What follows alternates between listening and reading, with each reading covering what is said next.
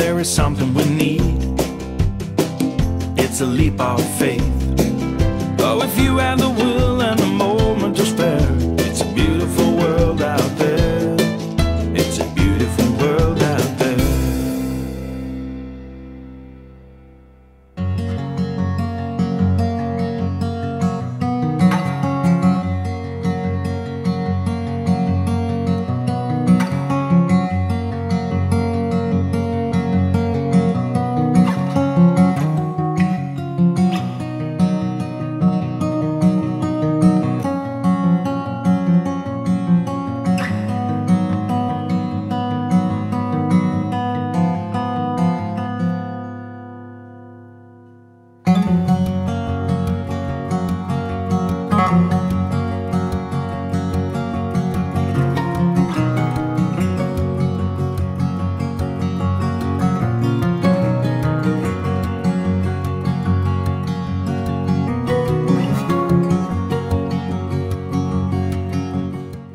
From industrial beginnings, the 370-acre park, known as Gartmorn Dam, has become a haven for wildlife and a place for peaceful recreation for many people.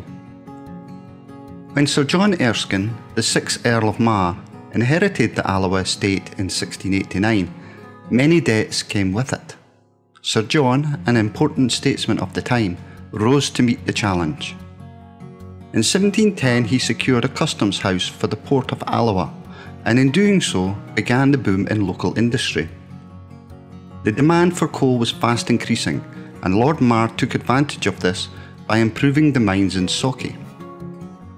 As surface coal ran out and mines grew deeper, flooding became a problem. The famous Welsh engineer George Sorocold was brought in for advice, and water pumps were built at the Haltone pit in Socky. These pumps were driven by a huge water wheel which needed more water than could be found in the Socky or Brothy burns. A weir was built on the river Black Devon at Forest Mill, and a lade dug out 2 miles to the marshy hollow that was then Gartmorn. An earthen dam held back the water, providing a constant supply for the Socky pumps and creating the largest artificial body of water in Scotland at the time. The Erskine family carried on improvements throughout Alloa during the 18th century. The 6th Earl developed his estate into one of the finest in Scotland, but was unable to enjoy it fully as he was exiled to France after the Jacobite Rebellion of 1715. In 1750, Lady Frances Erskine began Alloa Glassworks, and later her son John Francis created cast iron railed wagonways from the pits to the harbour. The tail race from the water wheel, together with the flow from the local burns, provided a source of power that made the Brothy Burn Valley the industrial centre of Alloa.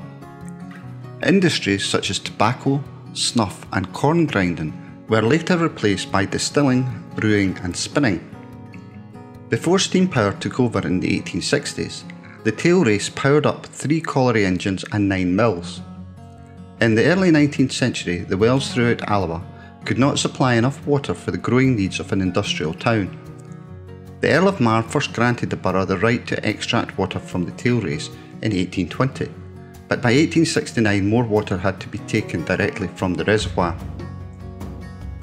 The Alloa Water Act was passed in 1891, the reservoir enlarged and a filter station built. The dam could then supply water to a growing number of homes and businesses, and continued to do so with the later addition of a modern filter station at Jellyholme for over 100 years. To the north and west of the dam lie Gartmorn Hill Woodland and Cowpark Wood. These stand on land granted by King Robert the Bruce to his kinsman Henry de Anand in 1321. Just over a century later, Mary de Anand married Sir James Shaw, whose family were the governors of Stirling Castle and one of the most influential families in medieval Scotland. The estate became known as Shaw Park. The woodland itself dates from the 18th century and is home to a diverse variety of trees and wildlife, including roe deer, bullfinches, honeysuckle and a rich mix of woodland flowers. The reservoir is fairly shallow, never reaching much over 7.5 metres. a large amount of sunlight can reach the nutrient-rich water, allowing plant life to thrive. Tiny algae float freely, sometimes thickly. This is known as bloom. The variety of pondweeds in the dam are of national importance, and it is designated a Site of Special Scientific Interest. These plants are well suited to their aquatic lifestyle. Water crowfoot has feathery underwater leaves to help take in minerals, whereas its surface leaves are flat to capture the sunlight. The plants on the reservoir are eaten by many animals. Water fleas such as Adaphnia are part of the invertebrate community, along with shrimps, snails, and fly larvae. Invertebrates live at different levels in the water and show different behaviours. Pond skaters feed on the dead flies trapped on the surface film. Water boatmen and beetles carry their own air supply as they dive for prey. Waterlouse scavenge on the reservoir bottom, where groups of shrimp gather under stones. There are many fly larvae present, including mayfly, caddis and damselflies. These young flies may live in the water for years before emerging with wings for their short adult life. The invertebrates are food for other animals such as fish. Stocked trout are added to the wild brown trout population. Shoals of young perch can often be seen, their high numbers helping them avoid the jaws of larger fish such as pike. Many birds live at Gartmorn all year round and breed here in the summertime. The swans feed on pondweeds, whereas birds such as the tufted ducks dive to find invertebrate life. Great crested grebes have long, thin beaks for catching their prey of small fish. Look out for their courtship dance in spring.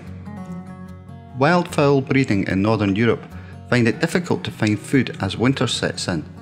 Many migrate to spend the season at places like Gartmorn, where food is available throughout the year.